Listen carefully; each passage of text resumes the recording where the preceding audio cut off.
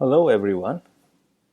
In this presentation, we will talk about the internet. You would be thinking, what has internet to do with the computer networks? Well, for one, internet is the largest computer network in the world. So how big is the internet? There are many ways to look at it. Whatever way you look at the internet, it is immense. First of all, it is formed of tens of thousands of interconnected networks.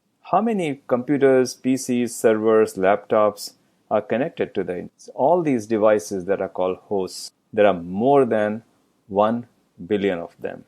How many devices like refrigerators and toasters and security cameras, what we call Internet of Things devices, are connected to the internet? It is estimated that more than 25 billion devices are connected, and they are increasing exponentially. Let's see what is there in the internet.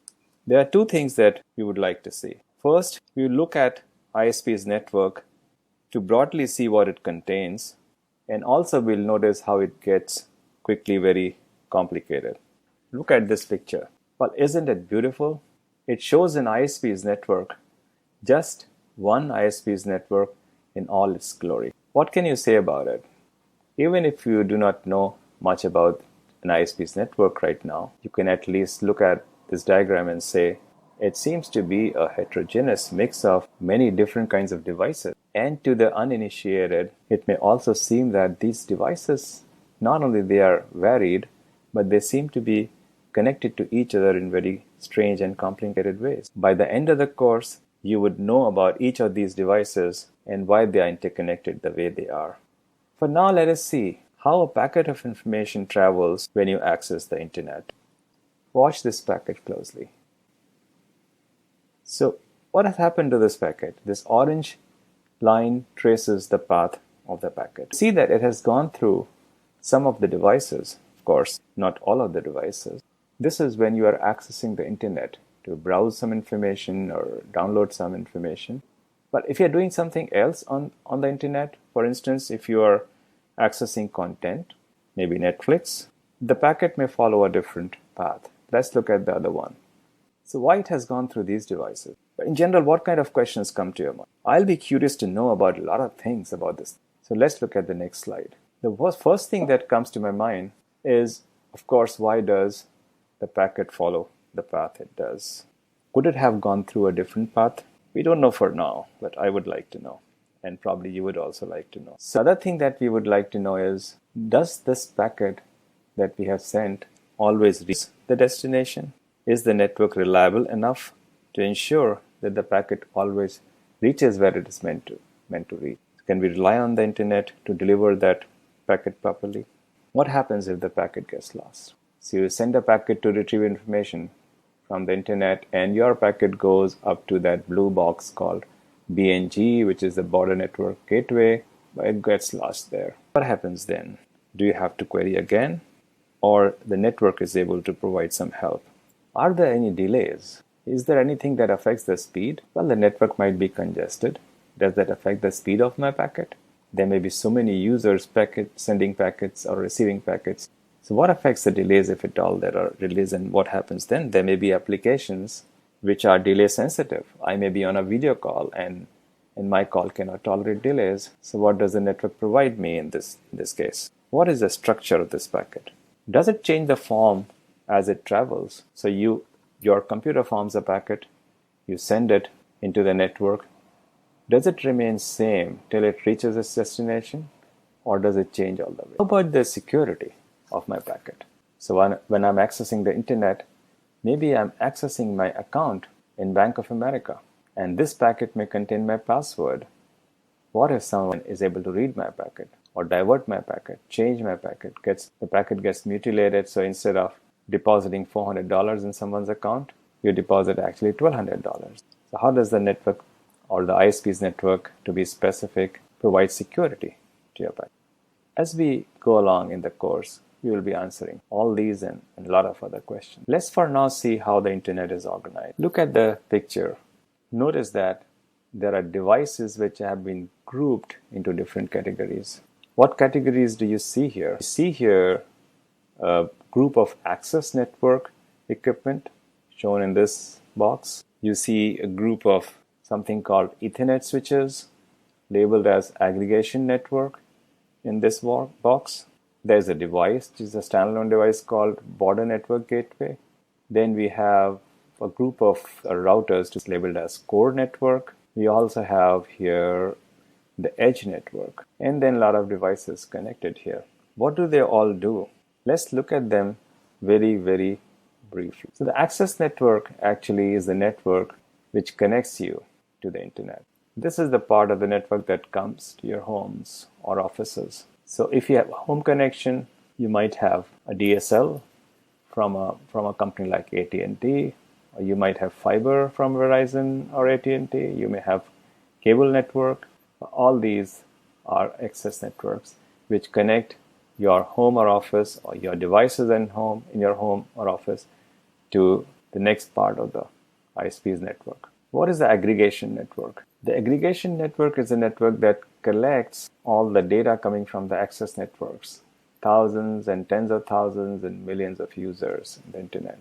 It collects and concentrates that data onto links of bigger bandwidths. So for instance, if you have 100,000 customers connected to this ISP, so a lot of these 100,000 customers might be active at a given time, and they're sending information, receiving information. So you don't have 100,000 links going from home right up to the endpoint from where you're accessing information. Bandwidth is concentrated. These links are terminated on the aggregation network. For aggregation network, we have fewer links but bigger links going to the rest of the network. So traffic from many subscribers or users are combined onto fewer links. This is what the aggregation network does. So this is, as we will see, more efficient way of carrying information. Also, we need to notice the fact that all the users may not be active at all points of time. Therefore, if combined bandwidth of all these users are 100,000 times 25 megabits per second downstream, that is the broadband rate defined by FCC in the US, that is immense bandwidth, and you don't have that kind of a bandwidth all through the ISP's network. So this aggregates and transfers information to the later part of the network. And then we have the core network. The core network carries information over long distances. So the ISP may be a multi-city ISP or a multi-country ISP. So your information may have to go from one city to another city or one country to another country. It's the core network that does that. So core network actually is a long distance wide area network with big routers and big links. What I have said here is that the routers are usually meshed here. What it actually just means is that to provide more alternate paths, all these routers are connected in many ways so that if one link fails, there is another path for the information. Edge network is something very, very important today. And a lot of applications depend on edge networks. What is the edge network?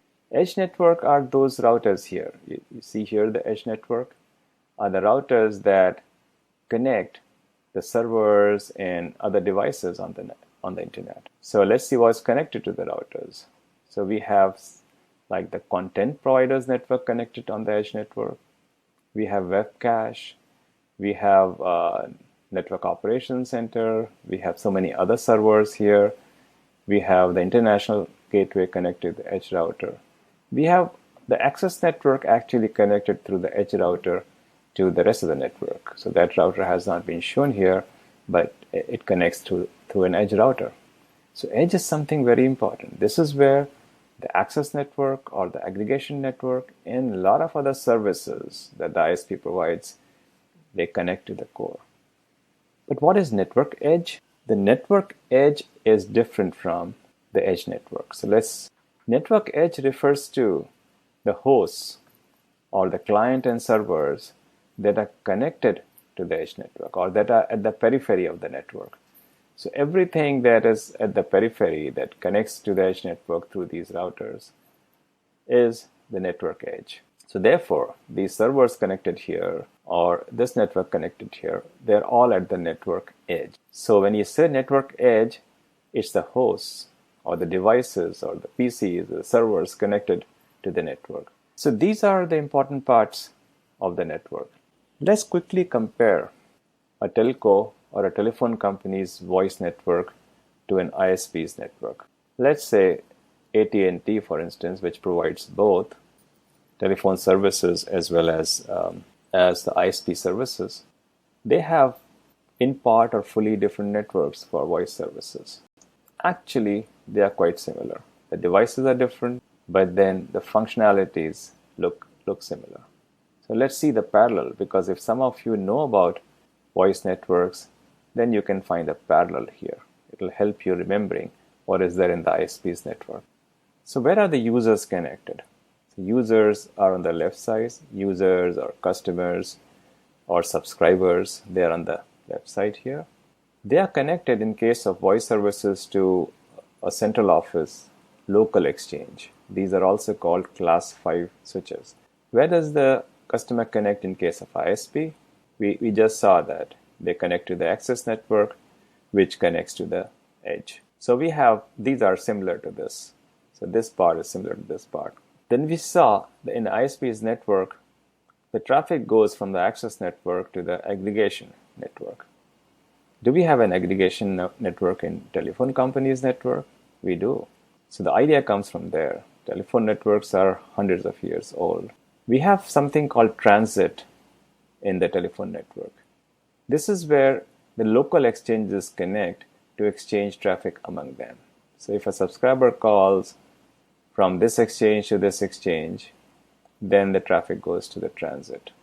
So it is basically aggregating and transferring traffic from a lot of exchanges to other exchanges. And if you see the next step, which is the trunk or toll exchange, this actually connects a lot of transits together. So this transit may be in a single city, connecting exchanges of that city, but a number of transits of different cities are connected to the trunk exchange. And the trunk exchange actually collects all that traffic from hundreds of subscribers and takes that traffic or sends that traffic to the international gateway, from where it goes to other parts of the world. When it has to go to the far-end international gateway, let's say from New York to London, it goes normally through submarine cable, sometimes through satellite, but usually through submarine fiber optic cable, which is under the sea. In case of ISP network, the aggregated traffic from a number of subscribers is sent to the core routers, the core network, and the core network sends it to the international gateway. So we have an international gateway here as well. And the international gateway sends the traffic to other ISPs elsewhere through the same kind of submarine cable. So the submarine cable carries different kinds of traffic. The same submarine cable can carry ISP traffic and other kinds of traffic. So if you know about voice networks, you've seen them before, then you find a parallel here, and then you can relate these devices or boxes and then try to remember what is there in the ISP's network. In the next session, we'll see how these ISPs are connected. What we have seen so far is just one single ISP's network. This doesn't make the internet. So one single ISP is a very small part of the whole internet. And I mentioned, if you recall, there are more than 10,000 ISPs in the world which connect together to form the whole internet. We'll see how these ISPs are connected. All right, thank you.